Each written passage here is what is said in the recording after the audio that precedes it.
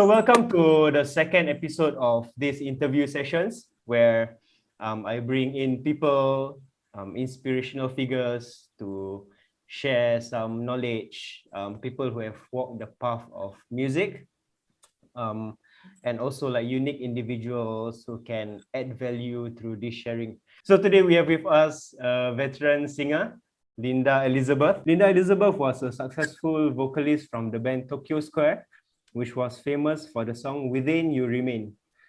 After going solo, she was one of the few Eurasian solo artists who was successful with her Malay songs in the 80s and 90s. She was talent spotted by great composer Dato Dr Ahmad Nawab, who produced a hit album Hati Sepi Seorang Perempuan. The 10 songs in this album was recorded in 2 weeks. Ever since, she has sang in clubs and hotels in many countries like Japan, Taiwan, Sarawak, Kota Kinabalu, and New York. So, Linda, thank you for coming on board. I'm sure there's a lot of things that people can learn from you, from your skill, like in the industry, especially your experience of recording 10 songs in 2 weeks, which I thought was really impressive. Please like share with us like the experience of, you know, like from day one until like the final day, and like how do you squeeze in like so much songs in like a short period of time? Well, he gave me like the 10 songs. Then I guess in the night I was working at the club actually in KL. This was in KL. So, and he met me there like at the club. So he talked to me, and that's how he asked me if I was interested to do an album lah, Malay lah, album. So I just, okay. And then we met like a few days later. He gave me the songs, asked me to learn all the songs. Then I just learn the melody, and then everything with the lyrics all that. And then we just started recording one by one, and then we just like finished. It was quite, I was surprised. So it was like really fast also, because I guess like normally, you know, there'll be a lot of things where people will check if like pitching, everything, right? So like this all went on well, and so and those days there was no punching in, right? So yeah, more or less I had to sing all the way through. Maybe some parts lah, maybe some parts I think maybe there was punching, but not like nowadays punya punching in lah, you know. It was more like take the whole verse again or something. So but it was quite fast lah. I was so like, surprised so that we finished in 2 weeks. I guess it's easy for you because, or like, I mean, nothing is maybe because I was younger, you know. Yeah, but also like now I don't know. I mean, like some young people also, you know, they face difficulty because of like the idea of like perfectionism. Then they tend to rethink. But I guess what makes it easier for you is you have experience like in bars. So for vocalists, like how do you actually like learn a lot of songs? Like we just, I guess the melody lah, you have to listen over and over again, like the melody. You know, that's how I pick up songs like when for work even like we have to listen like you know, I would say like maybe even 20 times, maybe, you know, sometimes. And the parts that are like a bit difficult, like where the thing is a bit like, you know, silo a bit, then you must then like redo that, rehear that part over and over again till you get it. Then you sing it. You have to sing with like practice, like, you know, sing with it. And then slowly after a few times you get it lah. Then when you go back, you listen again, then this part I should have gone like that, like this, you know. So so that's how I do it lah. I mean, you get the structure first, and then yes you like refine the details. Yeah. So like after we finish the structure, then we see like which one needs to be changed, you know, and which one. So basically like that lah. So I guess that is like when you are like turning to like the peak of your career, where this album that you recorded actually will become like a radio hit. right? Mhm. So I think a Yeah. lot of people like want to know like how you first started and like what makes you like grow a passion towards music. By the way, for those of you who don't know Linda, Linda Elizabeth has been singing since then all the way until Now, she's been singing in like except nightclub. for the COVID time. Yeah, except for the COVID times, which nobody is allowed to sing Yeah. anyways. Yeah. So I thought that's like really inspiring for like a passion to last that long. So we would like to know like how do you first started off? Okay. My brother was already in the music business, Mhm. actually the one that sang Within You Remain. Mm. So then he used to like come to my house and tell my dad, can I? He didn't stay with us when he was young, so he came to my dad and said, can I take Linda and Anne, my sister, to Mm. work with me lah? Just like during the school holidays, because with that time it was school holidays. So anyway, we went and he said okay, but surprisingly my dad said okay, so we went to the club. Yeah, I was like shocked. He said okay, like what? So See, usually it's of supposed course to we be a got. no lah. Yeah, he was very strict kind of person. No, he like never allow us to do things like beyond. Mm. Anyway, so we went to the club and we started working in a club lah. Oh. And that was our first few experiences. And then after the holidays, we stopped because go back to school lah. And Yeah. then after that, later when I finished school, and then I did something else, and then after that, my brother called me again and said, "Hey, come lah, join my band lah." So Mm. I said, "Okay lah, okay, try." So Uh, we went to the first club. I remember it was Grand Central Hotel. yeah. That time it's a small hotel. So So wait, there was this group. just now Yeah, you were saying you were still in school, right? So like during yeah. the school holiday. So how old was that? I was in my pre-U lah, at A-levels to my Oh, A-level. okay. So my plan was to be a teacher. Oh, wow. So, but after kena the music, after getting into the music thing, Mm. straight away, oh my God, like, okay, can wait that one, can wait a bit, wait Rezeki a lah. bit. Your rezeki. So like seeing Uh, the money in our hands already, like, wow, shock, right? So yeah, yeah, yeah. then just like wait, put on hold the music, the teaching thing. Yeah, yeah, yeah. So I just went to work and then I got stuck lah. Same thing Mm. happened to my sister also. She got stuck like that. And then we continued from there. And Mm. slowly we had to do the rough clubs at first, like those days they had this club called Oasis. It's like a cabaret where people will come up to you and say, cha-cha, cha-cha. And you don't play, they What does throw that the mean? bottle. Cha-cha, cha-cha, like cha-cha song. Because Oh, what they okay. have is like a pop band Uh-huh. that's us, and then they had like a Chinese band playing for the Chinese artists lah. So Oh, playing, okay.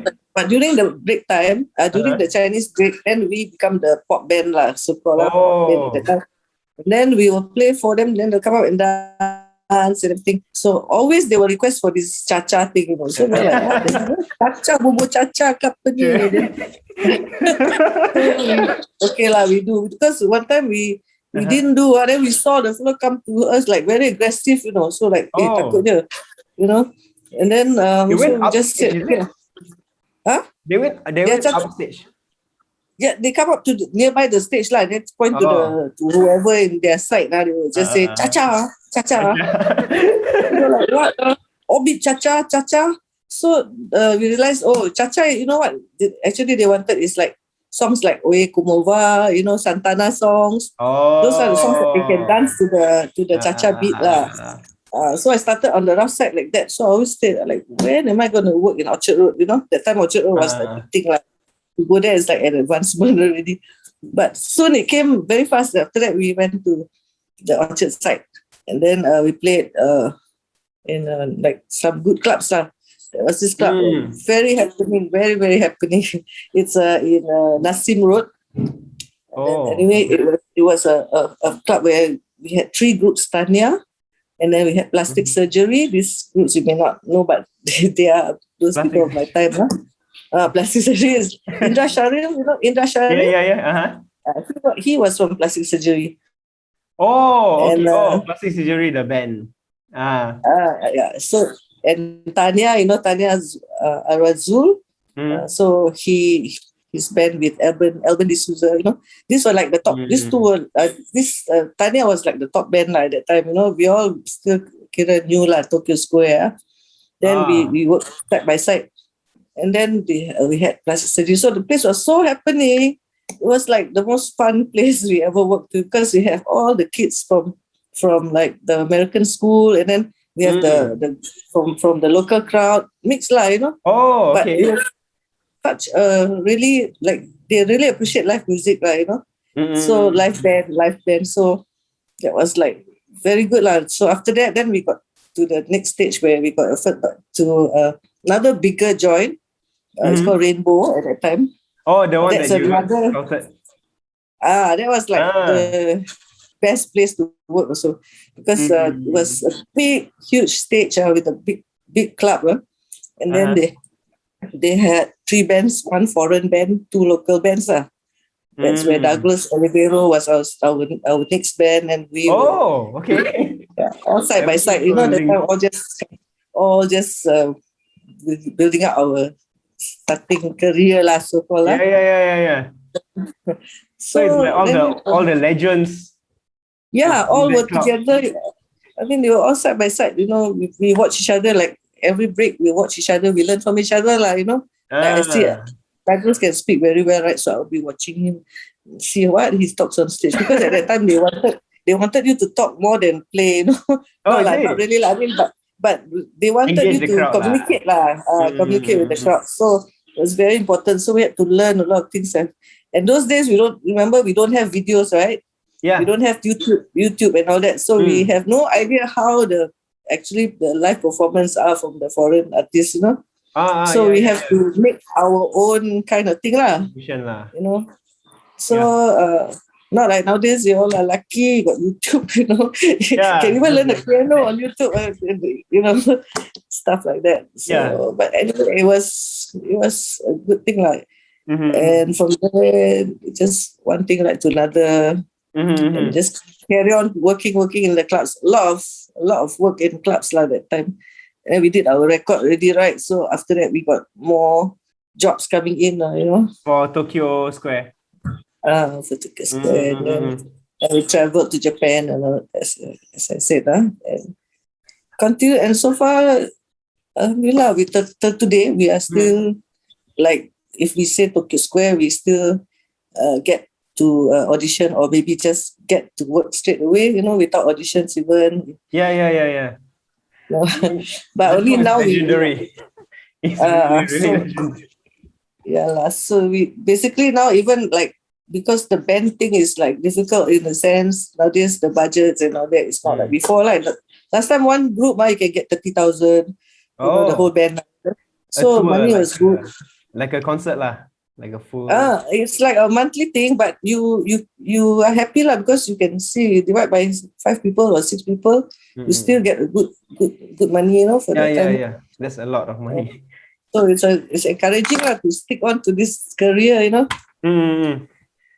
So I have sorry, you were saying? Yeah, go ahead. What were you gonna say? Yeah. So about the song, I actually got introduced to Tokyo Square through the song Within You Remains. So I'm teaching drums. So I have like an adult student. So what I like to do is like I will tell my adult student, okay, now I will teach a bit of basics, and then I will say, okay, just give me your favorite songs, and then I'll try to like break it down. So he was saying, okay, I have one song that I really, really want to learn for a long time. That's called Within You Remain by Tokyo Square. Serious? Yeah. So, which school is this? Which school do you teach? It's the name of the next. Yeah, the name. But the student is not learning with me anymore. He dropped out during COVID. How old is he? He is, I think, 50, around 45, 50, around there. Okay lah. Okay, understand. Okay. So I took the song. I searched on, I think, Spotify. And then I was a bit confused because it's like Tokyo. So I was thinking it's gonna be like a Japanese song. And then I got elements of like Chinese, like the Chinese instruments. And then That's good. then he was saying, "Oh, this is actually a Singapore band." I thought like, wow, you know. So like I played the song like 3 times, with the intention of like learning the song for the student. Then after that, for the next 3 days, I just like binge listen, just like put it on repeat, you know, and just like figure out like how is this like. I wonder like how they come up with, like such unique idea. It's like you take an element from a Chinese song, you know. So how is the song actually created like from scratch?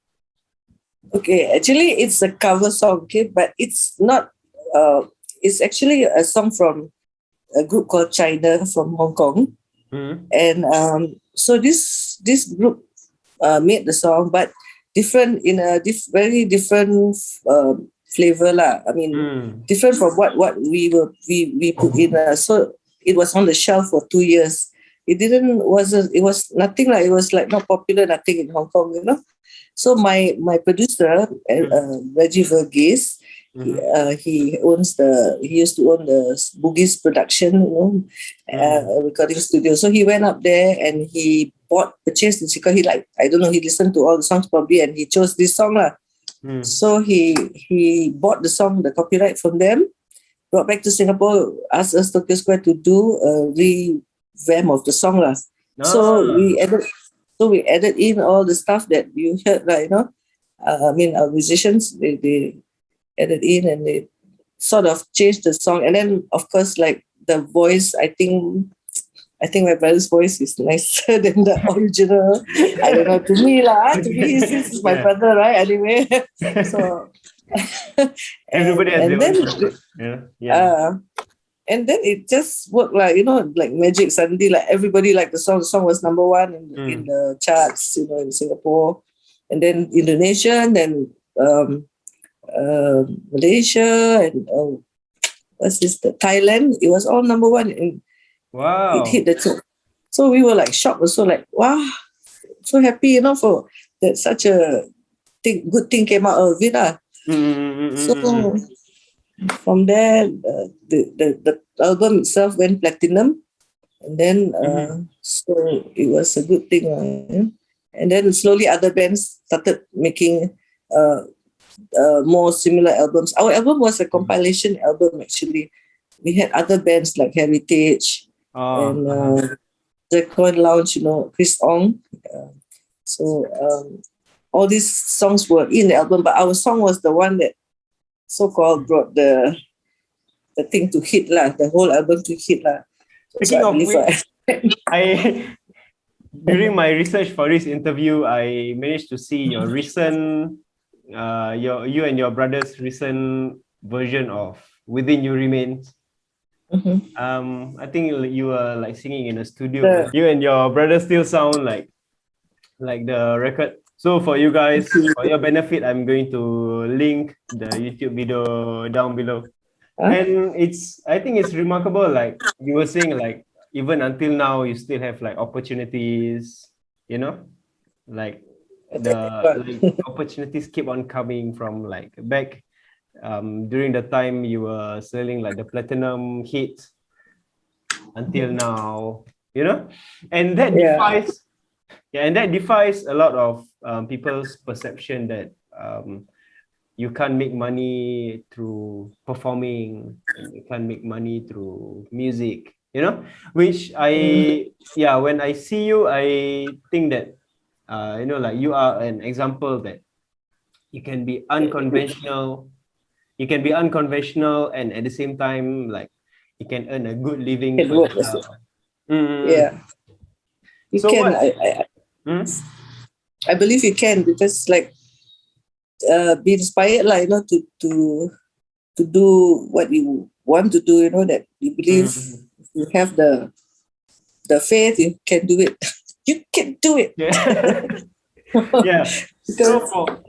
for young people with like parents who are like unsupportive, you know, I'm sure they have a lot of like inner Perfect obstruction. lah.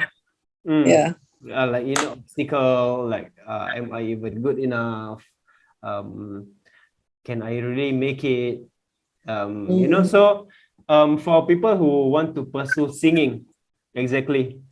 So like, what's your like advice? Like, how do you go about doing this? Perhaps like, okay, when the time comes when we open back, you know, when live music comes back, then like if you feel like you need to still have a secure job, then work in the day, but in the night, still put some time to do like 2 times a week or 3 times a week where you can expose yourself lah, you know. That's what most people are doing just before the COVID.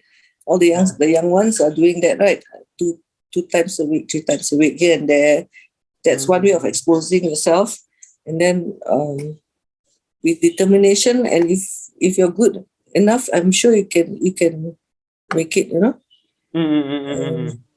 And make it, I mean, we don't say like we make it means like medical lah. It's not that, cannot compare to that. But at least you will be you'll be satisfied with yourself that at least you get to make some exposure as well as to know your own talent, you know, to know whether you have it or you don't have it, or you can do it or you can make it or not, you know. It's a good thing, but keep your I would advise keep your day job still, you know. So use it as a like a backup plan, hobby or inspiration that you want until you really like. If you start hitting, you know, something good comes out of it. Like, you know, like your dreams come true, you know, you never know. Like nowadays they have a lot of new composers, writers, the kids are doing that, right? It's a good thing. And then so this we can maybe you do better than us than what we did in our time, you know. Our time was just like that. So but yours is like more of you are like well read and all that in the music. So I'm sure like something good is gonna come out of it, you know? I think like for the most part it's like confidence plus like actual hard work. Hard work, that's right. And like that for sure lah. Overworking everyone else.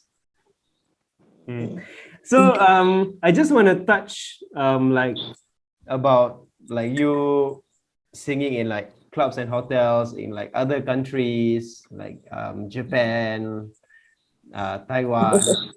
What's like one of like the most like memorable thing? It's the most coolest thing you can ever have because it's like a paid vacation, you know. You work and then you get paid, right? And then you meet people and then you expose yourself to so many people. You make new friends. Is the bar culture really different? Is the bar culture really different? Oh, definitely. The cultures and all that is like way different from us, you know. Like Japan, for instance, definitely different culture shock. If you go there, it's like totally different, but it's cool, you know. It's really nice, and like you wonder, like, wow, I wish I was in here. I could stay here longer. And like I stayed there, we worked there for 2 years. You know, we were hoping never come back. We never had to come back, but we had to lah. So, but it was really good. It was really fun. Because people there are very supportive, you know, the audience. They're not like Singaporeans who are very supportive I mean, they appreciate, but they don't show, they don't express. Singaporeans are like that. We keep inside like, just clap hands. But right, you work in the club, you should know, right? People will just watch you, or if you're a dance band, and they'll just go and dance, you know. But afterwards, then they'll be really friendly. Then they come to you, hey, you guys were good, right? They will come up to you. So we are like that lah. We suppress our feelings during watching a live band. But in Japan or the other countries, they're not like that at all. They are so supportive, and they'll just do whatever you tell them to do. You know, like you ask them to do stupid things. Like we're on stage, we're telling them, okay, everybody sit down on the floor. while they're dancing, they will still do Okay. what they say. So they tell you like, That's what? really cute. Sit on the floor, you jump, stupid things you ask them to do, also they do. They like, so I like cannot believe like, they It's one listen of to the what we say. you can't get away So in music in Singapore lah. not here. Here is that, what? I pay to sit down on the floor. So it's different. The cultures are different. So it's very fun to work abroad. But nowadays, ever since I think like already 5 years or 7, 8 years, there hasn't been much outside. They haven't invited Singapore bands to go out like work for like before lah. Those days work on a contract basis, like 3 months, 6 months, whatever. It's very rare now because I guess it's not because they don't want to, but I think because of the recession and all that, the world lah. So we got less of a chance lah. We're always hoping like, somebody will call us to go, go lah. Speaking of which, like, is there any like musical projects that you are like working on, like coming? Yeah, I just do. I have a friend that we do a live acoustic songs of my. I remake my old songs. I have 2 Malay albums actually, so I remake the songs and play live lah, acoustic lah. So then that's my new project lah, to just for fun lah, just do it and put it on YouTube. And then like sometimes I have like projects where people call me to do like an educational thing, but we sing like the classic songs, like recently I just did this one, Gelang di Waktu Petang. Oh, that sounds really familiar. It's the old song lah. It's the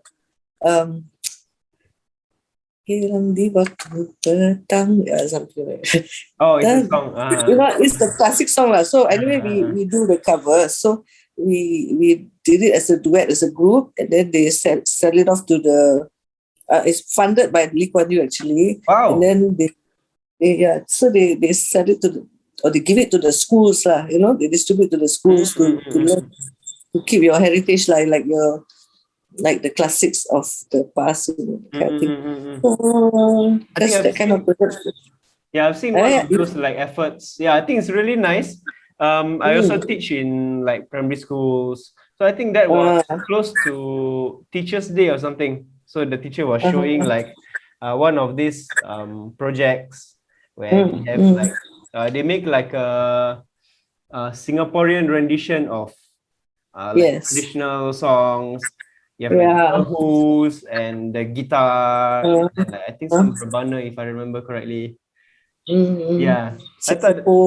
Yeah, that's basically what roughly now I just do, and until until this COVID thing slides and we open as normal, then we can work again. And you and I both also can work again, right? So yeah.